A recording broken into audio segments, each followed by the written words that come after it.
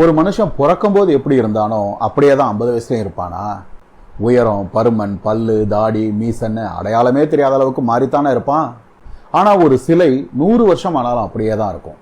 புராட்டஸ்டன்ட்டுகள் எதிர்பார்க்கறது அப்படிப்பட்ட உயிரற்ற ஜடமான ஒரு சபையத்தான். அதனாலதான் இப்போ உங்க சபை இருக்கிற மாதிரி தான் ஆதி சபை இருந்துச்சா? ஆதி சபையில இந்த மரிய வணக்கமோ சிலை வணக்கமோ இல்லையே அப்படின்னு கேக்குறாங்க. ஆனா நீ பிறக்கும்போது எடுத்த போட்டோல இந்த பல்லு, தாடி, மீசையெல்லாம் இல்லையே அப்படின்னு ஒருத்தன் கேட்டா அது எவ்வளவு மடத்தனமான கேள்வி. ஆதி சபையில இந்த மரிய வணக்கமோ சிலை வணக்கமோ இல்லையே அப்படின்னு கேட்கறதும் அதே அளவுக்கு மடத்தனமான கேள்விதான். ஏன்னா கிறிஸ்துவின் சபை ஜடம் அல்ல, அது ஒரு உயிருள்ள சரீரம். உயிருள்ள எந்த ஒரு விஷயத்திலும் வளர்ச்சியும் மாற்றங்களும் இருக்கத்தான் செய்யும். ஆனா சிந்திக்கிற பழக்கமே இல்லாத இந்த புராட்டஸ்டன்ட்டுகளுக்கு இந்த நுட்பம் எல்லாம் விளங்கவே போறதில்லை. ஆகையால அவங்களுக்கு அவங்க பாஷையிலேயே ஒரு கேள்வியை கேட்கிறேன்.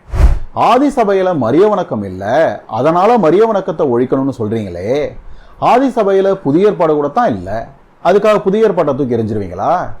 ஆதி சபையில பர்னபா எழுதிய நிருபம், பவுல் லவோதிக்கேயருக்கு எழுதிய நிருபம், பேதுருவுக்கு வெளிப்படுத்தின விசேஷம் அப்படின்னு பல புத்தகங்களை வேதம்னு நினைச்சிருக்காங்க. ஆதியில இருந்ததை மட்டும்தான் ஏத்துக்கோன்னு சொல்ற நீங்க இன்னைக்கு அந்த புத்தகங்களை எல்லாம் வேதம் ஏத்துக்குவீங்களா? எப்படி 30-40 புத்தகங்கள்ல இருந்து 27 மட்டும் எடுத்து புதிய ஏற்பாடுங்கிற கோபுரத்தை கட்ட 350 வருஷங்கள் ஆனுச்சோ, அதே போல கிறிஸ்தவத்தின் அடிப்படை நம்பிக்கைகள்ல இருந்து மரிய வணக்கம், சிலை வணக்கம் போன்ற கோபுரங்கள் எழும்புறதுக்கும் 300-400 வருஷங்கள் ஆனுச்சு.